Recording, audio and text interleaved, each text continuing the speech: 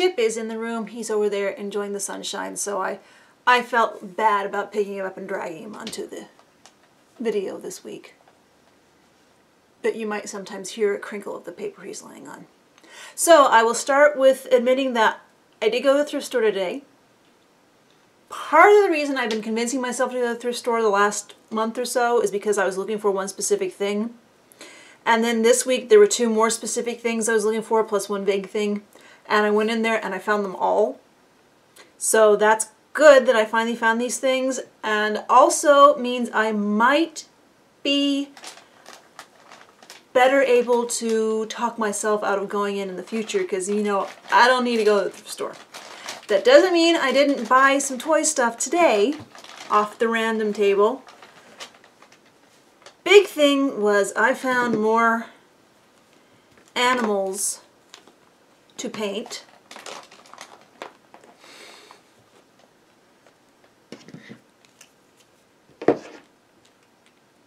Although this guy doesn't stand up, he might get, or she, this T-Rex might get turned into a diorama or something. I'm not sure yet. We'll see.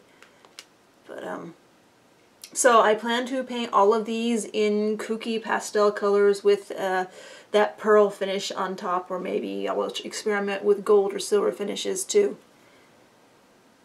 Again, once it warms up in the basement. It's supposed to start actually getting warmer here soon, like into the 80s by the end of this week, for at least a day, but I think it's going to cool down again. But eventually I will run out of that excuse for not going into the basement airbrush. Also on the random toy table was this Barbie Christmas ornament from 1997. Hallmark. This will probably be a gift to someone, maybe eventually. I'm not sure yet.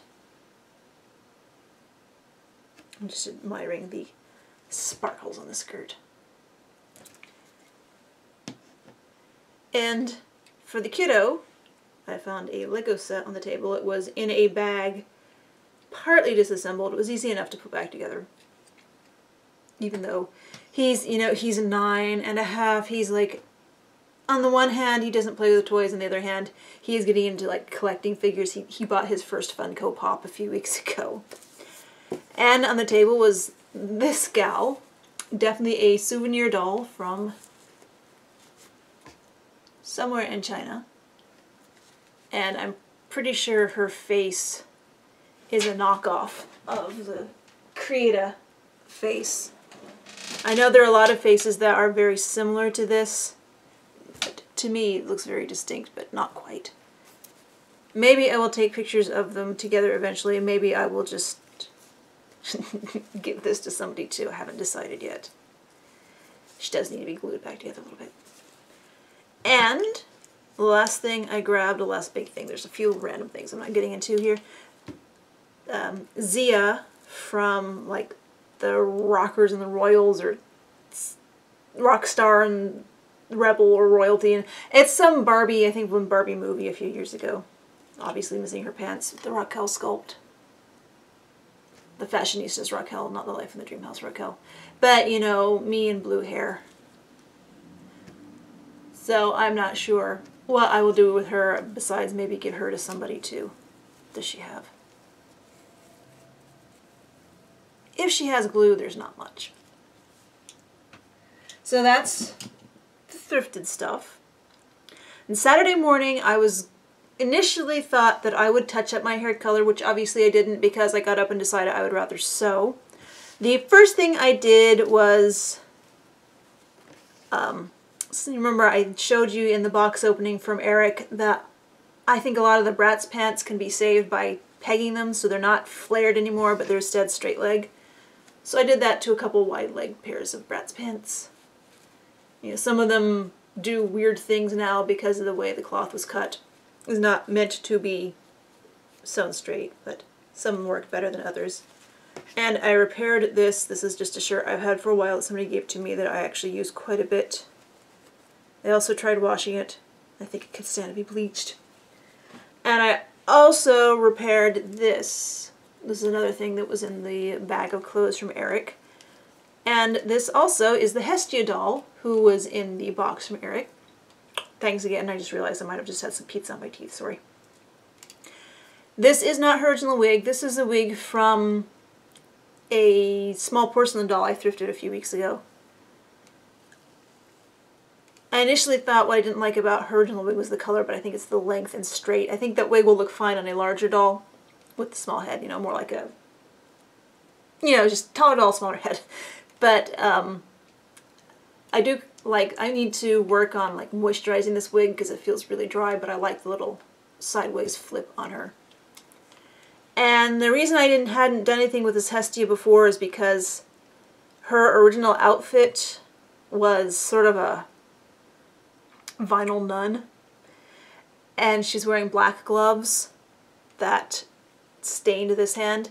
So I've had this hand in the sun with acne cream on it for a while, and I've gotten a lot of the stain off of it. It could probably stand to be treated a little more, but it's a lot less obvious than it was to begin with, so she's active now. She's not in the window anymore. Same with her, maybe.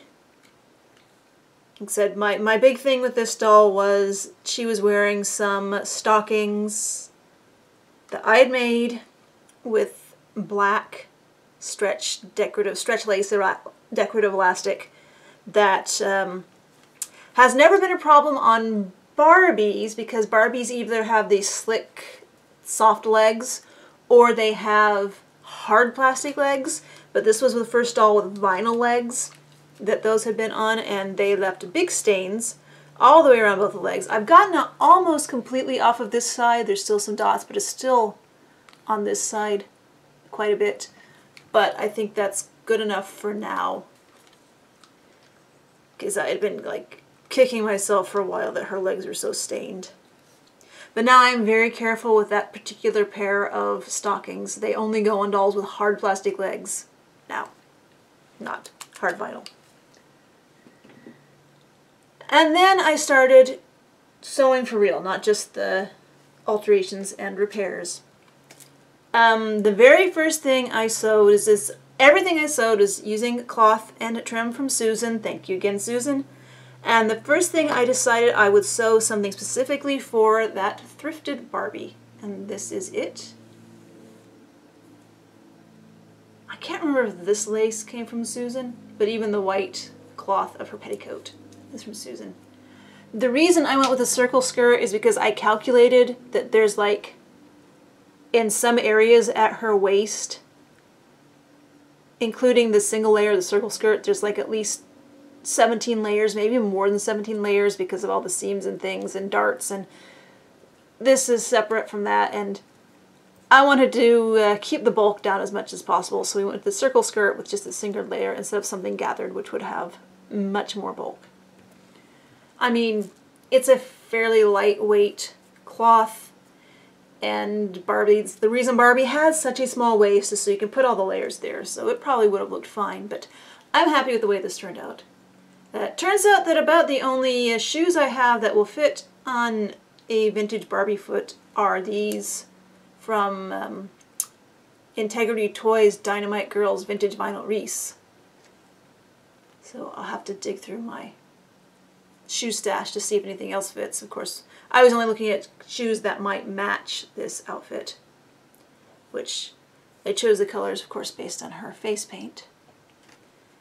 And I actually did some hand stitching on this. On the inside where the lining meets the waist, I hand stitched there. That was a really quick whip stitch. It's inelegant, it's clunky, but it works. And then I also hand stitched the hem. First I sewed on some seam binding, which this might also have come from Susan, I can't remember, sorry. And I stretched it slightly as I sewed it on so that it would be just a little bit with the shape of the skirt. Flipped it inside, ironed it, actually got the iron out. So I don't usually iron doll clothes. I either press things by either finger press it or scrape your fingernails over it, or sometimes I'll scrape this over it, or I just, like I did with the waistband here, is just lots and lots of top stitching. But I actually ironed this, and then I went through and hand stitched the hem the top of the lace. And I made it a little easier for myself as I did the catch stitch in the fashion fabric only in the white dots. So it blends in pretty well, my white thread of the white dots. So I was pretty happy with how this turned out. It's a little, I got it a little off in the back. I didn't quite get this lined up with that, but that's okay. You only see this side when you take the pictures. So this took 4 or 5 hours, including, I mean, the petticoat was pretty fast. It's also, the circle is nothing gathered. And then it's attached to a straight band that's, the lace is sewn on, so that you're not trying to attach elastic to the curve. Circle skirts can be brain busting, and so like working with bias in general. So I don't do circle skirts a lot, but it seemed appropriate for this. So that took a few hours, but I was very happy with the way it turned out. So the next thing I did is, I know when I was showing the, like throwing the cloth at the camera as I was taking it out of the boxes from Susan, there was one brown and pink cloth that I said, oh, I'm definitely going to do something with that. So I did. I did not sew this with this doll in mind. Actually, the bodice that I use, the bodice piece I use, is sort of larger. It fits. I hear the neighbor. The neighbors have volume problems. They can't just talk to each other, so I'm never sure if they're actually yelling at each other or just conversing with each other, because sometimes they are yelling at each other. I think that was just talking. I hope that was just talking. Anyway, the bodice pattern I use is just sort of larger, encompassing. It will fit. It fits twist and turn style Barbie bodies, you know, pre-belly button Barbie bodies, pre-1999 bodies, and curvy bodies better. But I also tried it on this body, and it obviously fits her pretty well. And I used just about all of this cloth, which was my goal. I like to use up cloth. When I use cloth that I don't have much of, I like to use it all, because then I don't have to store little bits and pieces of it that I may or may not use later. And I thought that it looked just a little plain, so I got into my beads and I threw this necklace together quickly. It's just ridiculous. I might go through and put some pink beads on this side to have 3 things hanging. And this necklace, I was walking to my car in the Aldi parking lot one day, and I looked down and this necklace was on the ground. The original clasp was broken, but the bits that were crimped onto this very thin chain were still there, so I finally put a new clasp on that, and it's ridiculously long. I figured I'd be using it on BJDs, but I thought it would be fun on her too.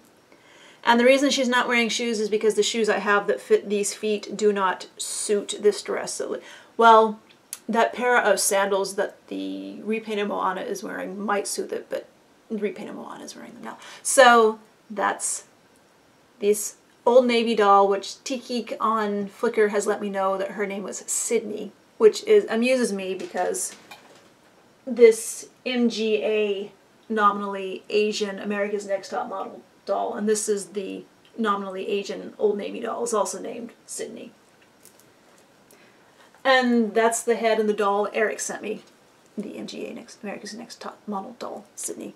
So I really wanted to get a picture of this Sydney and the stock America's Next Top Model Sydney together sometime. And then, see, which one did I make next? I think I will show you this one next. Also using this same bodice, only this time without the sleeves. I did this, again, Susan cloth, and Susan a few packages ago sent me this vintage handkerchief lace. So I went ahead.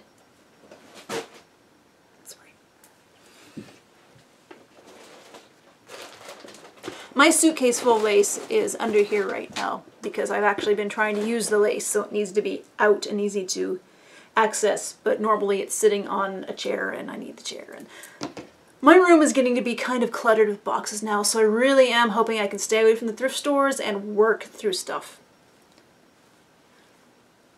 So anyway, the first thing I did was I just laid this handkerchief edging out on this cloth and sewed it on, and then I trimmed the cloth under it so I could fold it over and top stitch so you wouldn't see any of the seams where it met the handkerchief cloth. And this is also, I mean, pretty much inspired by, this is attached to the waist. It's like a circle skirt, only that's all a handkerchief is. It's a circle skirt made out of a square. So I went ahead and did that waist on this one. And then it was a little short, so I wanted to put a skirt under it. So I made this quick skirt from this Susan cloth that I just love.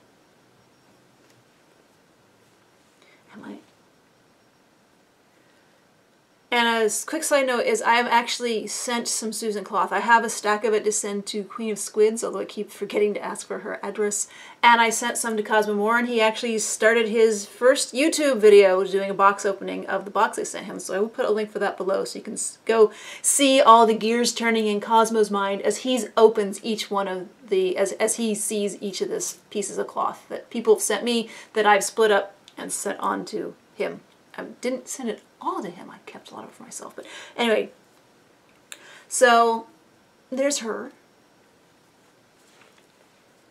And then I did one more dress using this bodice with the Susan cloth, and that would be this. I need to trim that all up. It's the problem with eyelet is there's a lot of threads that can be loose. So this is that curvy that I added Livney's to following Strangest Doll Collections tutorial. And her elbows are, I forget the name. I'll look it up and put it up here. Joints for adding articulation to models and such. So this is obviously eyelet.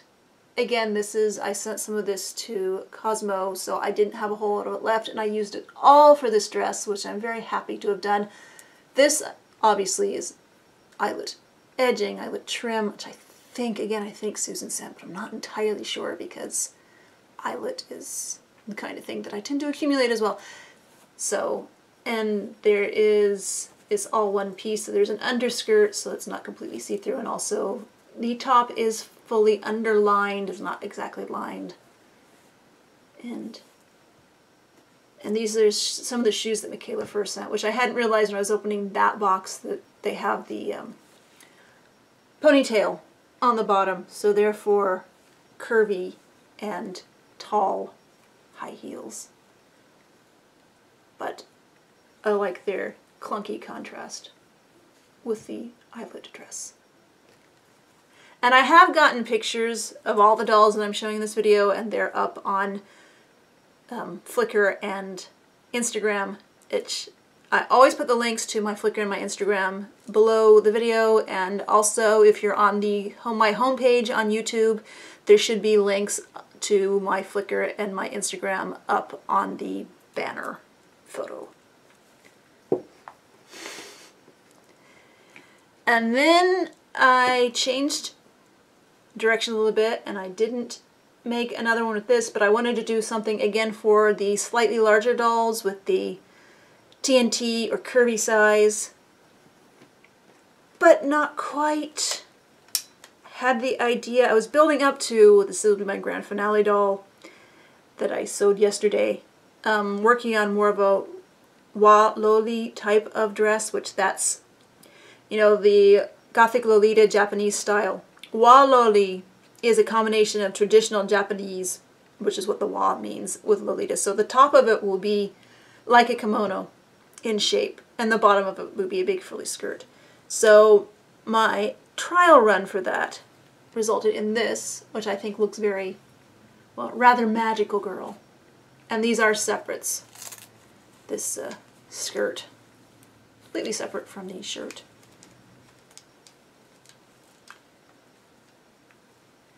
And this body that this is on is a Dragon Models Limited DML female action figure, and as with most female action figures who are made for straight men, she has big boobs, but the body is slightly smaller, so it averages out to being Barbie-sized, older Barbie-sized. So that's why she got this. And this head is the Lelia head that I think John sent me. And I know Susan sent this and this, and I think Susan sent this pastel multicolored trim, but I'm not sure. Which is actually wider, but the thing about lace is it's pretty durable, so if you have a really wide lace that you'd kind of like to use for dolls but you don't like how wide it is, just cut it in half. So I cut this down. I mean, you can see, instead of the woven edge of lace that usually has, it's just a raw edge there. Just cut it down and use it for Barbie. And then I'm gonna take, like I said, I'm gonna just finish up showing you what I sewed yesterday. But on Saturday, my Fresh Dolls Lynette arrived. Ordered directly from the Fresh Dolls site. They were doing a spring sale. And Fresh Dolls is a new company who are making dolls. Let's see, how should I say this? You know, there are a lot of companies who think Barbie is the worst role model in the world, and their whole marketing for their doll is saying that Barbie is the worst role model in the world and that their doll is a better role model. This company doesn't do that. They're basically saying, hi, love us for what we are. And we do. These are really nice dolls. They are working on some male versions of them, and the males are going to have wrist articulation, so I have a feeling that in the future the ladies might have wrist articulation too. And she is lovely, but I'm pretty sure I'm going to repaint her face because her eyes are just a little... They've grown on me some, but I'm curious to see how I could repaint this face. What saved her so far is the fact that I have not been in a repainting mood lately, even though I'm getting more and more ideas for dolls that I want to paint or repaint or customize or otherwise need to break out the brushes for, but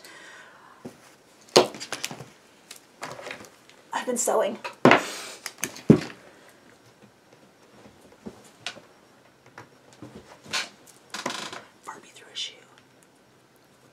And then yesterday, I decided to go ahead and the outfit that I had the idea for, that this was the test run for, that I drew up the bodice pattern for. Again, this is 100% inspired by the cloth that Susan sent. And all the trim in this, all the lace in this, Susan sent. And the head on this doll, Susan sent, and the body, Eric sent. This is the Beatrix girl's head on the Moxie Teen's body, wearing Watlily style, made 100% of Susan cloth and Susan lace. Very Susan inspiration. Although I got lazy, her petticoat is something that I actually made a long time ago. Actually, the petticoat has a bit of a history. The first time I made a petticoat out of this was lace that I had gotten in a grab bag, and there was only about, well, you know, like 8 inches of it. And it was on a header, and this is before I had the idea to take the lace off of the headers and either re-ruffle it or reuse it some other way. And I took a pair of Barbie's little sister Stacy tights from the 90s, and I cut them off. And I sewed this lace header all onto that, and I actually used that as a petticoat for dolls for years, even though, you know, it was hacked together, and the Stacy tights had ladders and runs in them, but I finally, a few years ago, picked it apart and made a proper petticoat out of it, so I was actually happy to be able to use that with this, although I guess technically it should be ivory. And I was pretty sure I wanted to make this, exactly this, from this cloth combination. This is the back of the OB. And I was pretty sure I wanted to do it on this doll, and what put me over the edge into absolutely deciding I would do it, and should do it, and could do it, as that for these Moxie Teens feet, which are a bit of an odd size, I actually had the perfect shoes to match this outfit. These are old female action figure shoes that I got 7 or 8 years ago from someplace that went out of business, so I'm sorry. I can't direct you to where to buy them. I know whenever I show these shoes off, there's usually somebody, because these fit monster high too. So these are, if times were different, I would tell you all exactly where to get these shoes. And then her hair is just, yes, in this big messy ponytail. Not too unlike her original hairstyle, but I went ahead and put some extra things in it just to give her a little more decoration. And I'm really happy with how this turned out. It's not perfect. Nothing I sew is perfect. I mean, everything closes with Velcro. Although I did sew the Barbie dress with snaps because that seemed appropriate, but I'm usually going to use Velcro hook and loop tape, which is part of the reason that I need to get into gear and get the stuff ready to offer for sale so I can feel better about buying that big roll of lightweight hook and loop tape, which I did. I used the hook and loop tape that I took out of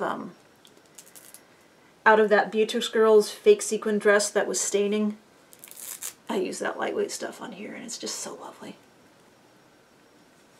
But that might be me being a sewing nerd. So this is not perfect, like the inside of the hem isn't finished at all, so this is going to fray and it's going to come out. And this cloth that Susan sent was in 2 pieces, and to have it be long enough to get the look that I wanted, I did have to piece it together back here. You can see the seam inside. I did an okay job sewing it together there, but it gets lost in the folds. So you tend not to even see that seam. And this trim, I was determined to use it here, and partly the width of the skirt was determined by how much of this trim I had.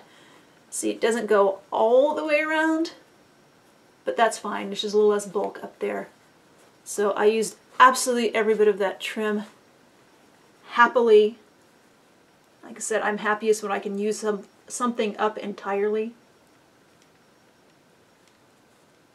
And so hopefully spring will finally get here and it will be nice outside and I can get out and take proper pictures of this gal. Like I said, pictures I took of her, she's propped up against the dresser back there that I keep my doll cloth in, and I want to go outside and take pictures of her, just not today. Okay, I think I'm done babbling because that's everything that I have to show you since last week. So I'm afraid to see how long this video is because I'm hoping it wouldn't be another half-an-hour video, but I suspect it is. Thanks for bearing with me. Bye.